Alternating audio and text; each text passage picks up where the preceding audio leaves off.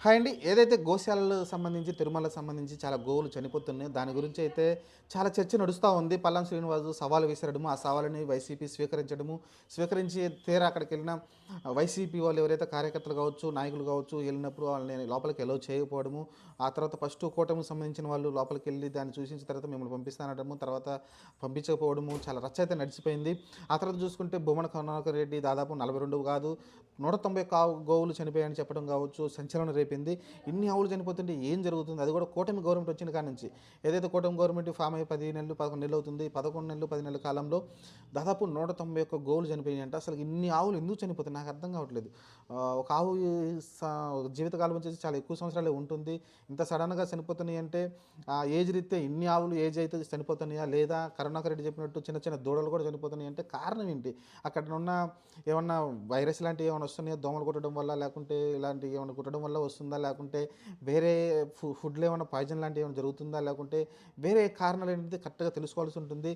ఎందుకంటే ఇట్లా సవాల్ విసురుకొని ఏంటి ఉపయోగం? నాకు అర్థం కావట్లేదు. పల్లా శ్రీనివాసరావు మరి సవాల్ విసిరాడు. ఆ తర్వాత పోలీసులేమో వాళ్ళందరినీ గృహ నిర్బంధాలు చేసి, లేకుంటే వాళ్ళని అక్కడికి రాకుండా చేయడం కావచ్చు. ఎందుకు ఇంత దీన్ని చర్చ అంత చేస్తున్నారో అర్థం కావట్లేదు. అలానే ఈ రిపోర్ట్ ఎందుకు తెచ్చారు? మీరు అబద్ధం చెప్పాల్సిన అవసరం ఏముంది? 191 ఆవులు చనిపోతే 42 ఆవులని ప్రజలను మభ్యపెట్టారు. అంటే ఏంటి మీ ఉద్దేశ్యం ఏంటి? ఇక్కడ ఖచ్చితంగా పవన్ కళ్యాణ్ లాంటోళ్ళు, చంద్రబాబు నాయుడు లాంటోళ్ళు దీనిలో ఖచ్చితంగా ఇన్వాల్వ్ అయ్యి దీనికి ఒక కన్క్లూజన్ ఇవ్వాల్సి ఉంటుంది. ఎందుకంటే అక్కడ చనిపోతుంది ఏ పార్టీకి కూడా సరదా కాదు. ఇక్కడ ఏ పార్టీకి కూడా దానివల్ల వచ్చేదేముండదు. గోవులు చనిపోవాలని ఏ వైసీపీ పార్టీలో ఉన్న ఏ నాయకుడు కోరుకోరు. అలానే ఈ కూటమిలో ఉన్న వాళ్ళు ఎవరు కోరుకోరు ఆ గోవులు చనిపోవాలని. కానీ దీనికి ఒక కన్క్లూజన్ అనేది కావాల్సి ఉంటుంది. అసలు కారణాలంటే తెలుసుకోవాల్సి ఉంటుంది.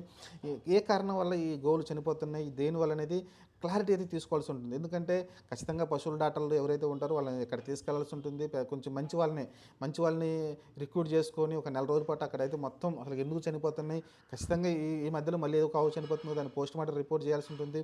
రిపోర్ట్ చేసి దేని కారణం వల్ల చనిపోతున్నాయి, దూడలు ఎందుకు చనిపోతున్నాయి, కారణాలు తెలుసుకొని, లేకుంటే ఆ ప్లేస్ని మార్చాల్సి ఉంటుంది. అక్కడ వాతావరణం వాటి సరిపోవట్లేదా, ఇలా అయితే ప్లేస్ మార్చాల్సి ఉంటుంది.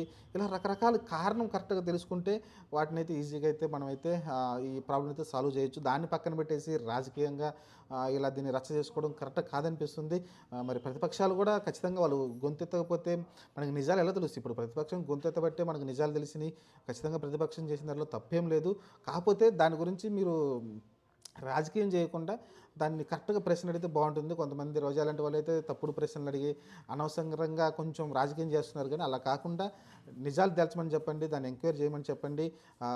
రిపోర్ట్ ఎప్పుడు ఇస్తారో గట్టిగా అడగండి. ఖచ్చితంగా దేనివల్ల చనిపోతున్నాయి 190 ఆవులు చనిపోయిన కారణాలు చెప్పమని చెప్పండి. అలా అడగండి గానీ శాపనార్థాలు పెట్టి పవన్ కళ్యాణ్‌కి ఇలా అయింది, చంద్రనాయుడికి అప్పుడయింది, నిన్న రీసెంట్‌గానే పవన్ కళ్యాణ్ కుమార్‌కి ఇలా అయింది. ఇలా కొన్ని చెప్తా ఉన్నారు. అది నాకైతే నచ్చలేదు.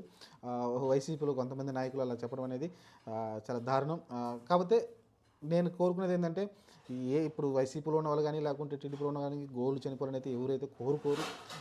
దీనివల్ల మేము అడ్వాంటేజ్ పొందుతామని ఎవరు అనుకోరు. కానీ ఖచ్చితంగా దీనికి కారణాలు అయితే తెలుసుకోవాల్సి ఉంటుంది. ఎందుకంటే మూగజీవాలు చనిపోతున్నాయి అంటే వాడికి తెలియకుండానే వాడి ప్రాణాలు కోల్పోతున్నాయి అంటే కారణం తెలుసుకోకుండా. ఎందుకంటే కావాలంటే ఇప్పుడు వాడికి కావాలంటే ఎంతమంది దాతలు ఉన్నారు, మంచి మంచి పెద్ద దాతలు కూడా వచ్చి ఫ్రీగా సర్వీస్ చేసే వాళ్ళు కూడా చాలామంది ఉంటారు తిరుపతి గోశాలకు వచ్చి.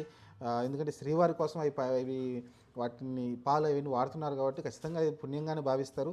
చాలామంది వచ్చి చేసిపోతుంటారు ఏంటి కారణం తెలుసుకోవడానికి. అది కొంచెం అలా ప్రయత్నం చేస్తే బాగుంటుంది. కానీ దీన్ని రాజకీయం చేయకుండా కరెక్ట్ వేలో కరెక్ట్ సొల్యూషన్ కనుక్కుంటే బాగుంటుంది.